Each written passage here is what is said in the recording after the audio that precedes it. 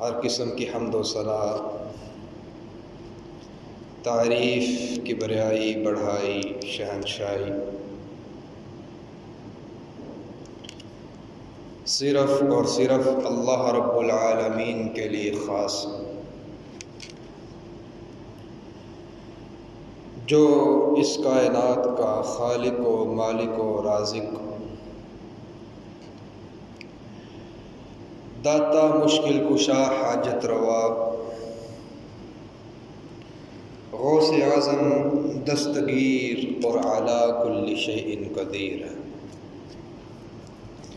اور ان گنت بے شمار لا تعداد درود و سلام ہوں امام کائنات، امام الانبیاء، امام اعظم محمد مصطفیٰ صلی اللہ تعالی علیہ وسلم پر، جنہوں نے جاہلیت میں بستی انسانیت کو جہنم کے راستوں سے ہٹا کر جنت کے راستے کا راہی بنا دیا۔ اللہ رب العالمین کا نہایت ہی شکر ہے کہ اللہ رب العالمین نے ہمیں ایک جان عطا کی۔ آپ یہ دیکھ لیجئے، مسجد ہے، کھڑی ہے، نہ ہلتی ہے نہ جلتی، بے جان اشیاء موجود ہیں، ان کی کوئی حیثیت، کوئی عقل فہم ان میں موجود نہیں نظر آتا۔ تو یہ اللہ رب العالمین کی نہایت ہی بڑی نعمت ہے۔ ویسے تو وَإِن تَعُدُّوا نِعْمَتَ اللَّهِ لَا تُحْصُوهَا، اگر ہم اللہ رب العالمین کی نعمتوں کو گننا چاہیں تو گن سکتے کہ گن سکتے ہیں؟ نہیں گن سکتے۔ دنیا کائنات کا سب سے بڑا کیلکولیٹر آپ لے آئیں اور اس پر اللہ رب العالمین کی نعمتوں کو کیلکولیٹ کرنا شروع کر دیں، اللہ رب العالمین کی نعمتیں ختم ہو سکتی؟ نہیں ختم ہو سکتی۔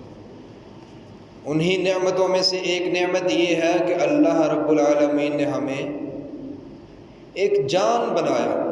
کل نفس ذائقۃ الموت، جس چیز میں بھی جان ہے اس نے موت کا ذائقہ چکھنا ہے۔ ثم الینا ترجعون، قیامت آئے گی، حساب و کتاب، دیگر بات۔ جان بنانے کے بعد، اس کے بعد کیا انعام ملا ہمیں؟ اللہ رب العالمین نے پہلے تو ہمیں جان عطا کی۔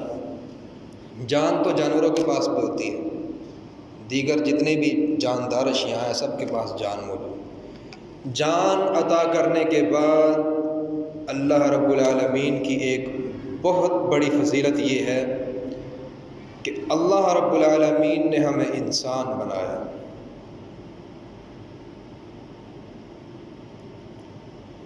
انسان ہونا یہ بھی ایک بہت بڑی نعمت ہے۔ جان یہ تو جانوروں کے پاس بھی موجود، لیکن انسان ہونا، اس میں خصوصیت یہ ہے کہ انسان کو اللہ رب العالمین نے عقل، شعور اور ذہن عطا کیا ہے، جو کہ جانوروں کے پاس نہیں ہے۔ لیکن بعض اوقات جانوروں کے ساتھ مشابہت ہو سکتی ہے۔ کس طرح؟ چلتے پھرتے جانور بھی ہیں، ہم بھی چلتے پھرتے، جانور بھی دیکھتے ہیں، ہم بھی دیکھتے ہیں، جانور بھی سنتے ہیں، ہم بھی سنتے ہیں، کھاتے وہ بھی ہیں، کھاتے ہم بھی ہیں، پیتے جانور بھی، انسان بھی، آواز وہ بھی نکالتے ہیں، آواز ہم بھی نکالتے ہیں، اولاد وہ بھی پیدا، نسل بڑھاتے ہیں، ہم بھی بڑھاتے ہیں۔ تو فرق کیا ہوا انسان اور جانور؟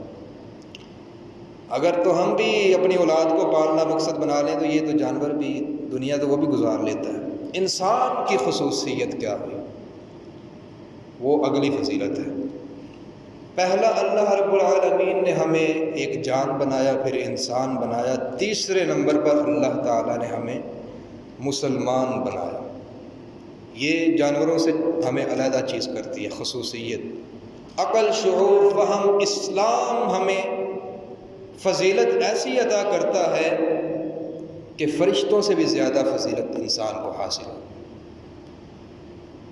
وَعَلَّمَ آدَمَ الْأَسْمَاءَ کا آپ نے واقعہ سنا ہوگا کہ اللہ رب العالمین نے جب آدم علیہ السلام کو نام سکھلائے، اس کے بعد فرشتوں کا اور آدم علیہ السلام کا مقابلہ ہوا تھا۔ اللہ رب العالمین نے ایک طرف آدم علیہ السلام ہے، ایک طرف فرشتے ہیں۔ فرشتوں کو کہا یہ چیزیں ہیں، ان کے نام بتاؤ، مقابلہ جاری ہو گیا۔ فرشتوں نے کیا کہا؟ فرشتوں نے کہا سبحانک لا علم لنا الا ما علمتنا انک انت العلیم الحکیم۔ اے اللہ، ہمیں پتہ نہیں ہے، آپ نے جو ہمیں علم عطا کیا ہے اے ہمارے اللہ وہ پتہ ہے، اس کا ہمیں پتہ نہیں ہے۔ اللہ تعالیٰ نے فرمایا یا آدم انبئہم باسمائہم، اے آدم ان کو ذرا نام بتا دو ان چیزوں کو۔ جب نام بتائے اللہ تعالیٰ نے کہا کہ بتاؤ، آپ تو کہتے تھے انسان کو، جب انسانوں کو میں پیدا کرنے لگا تھا تو فرشتوں نے کہا تھا اللہ عبادت ہم تو سنا تو ہم بھی کرتے ہیں، انسانوں کو کیوں پیدا کر؟ اللہ نے کہا میرے پاس حکمت موجود ہے، آپ کو نہیں سمجھ آئے گا۔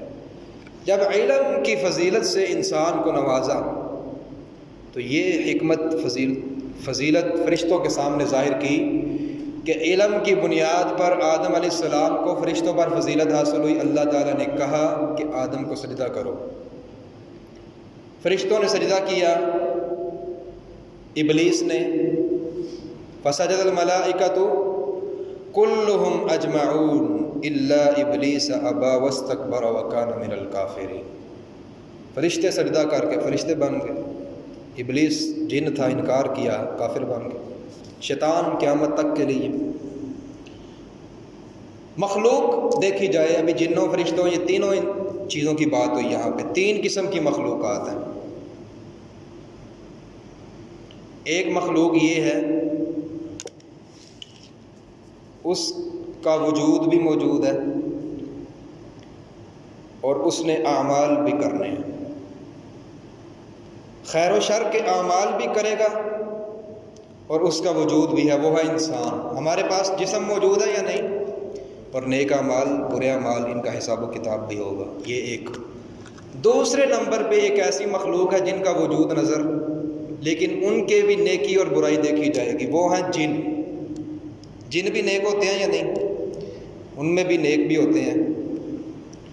جب انہوں نے قرآن سنا نا نبی علیہ السلام پر، جب شروع میں، تو انہوں نے کہا، جنہوں نے کہا یا قومنا اجیبوا داعی اللہ وآمنوا بہ یغفر لکم من، آپ بھی قرآن پڑھیں، قرآن کو اللہ کی طرف سے رسول ہے، اس کی دعوت کو قبول کریں۔ لمبا واقعہ ہے، میں اختصار ابھی تمہید میں ہی وقت میں نہیں گزاروں گا۔ تو دوسری مخلوق ہے جن۔ تیسرے ہیں نہ ان کا وجود ہے، نہ ان کے نیک اور برے اعمال دیکھے جائیں گے، وہ ہے فرشتے۔ یہ تین قسم کی مخلوقات۔ آگے چلیے، اسلام کے بعد اللہ تعالیٰ نے ہمیں ایمان کی نعمت عطا کی۔ یہ ساری نعمتیں اللہ رب العالمین نے عطا کی، ہم نے اللہ کو کیا دیا ہے؟ اب ہمارا بھی حق بنتا ہے نا، جو ہمیں پیدا کرنے کا مقصد بتایا گیا ہے۔ کیا مقصد ہے؟ اللہ رب العالمین قرآن میں کیا فرماتے ہیں؟ فرمایا وَمَا خَلَقْتُ الْجِنَّ وَالْإِنسَ إِلَّا لِيَعْبُدُونَ۔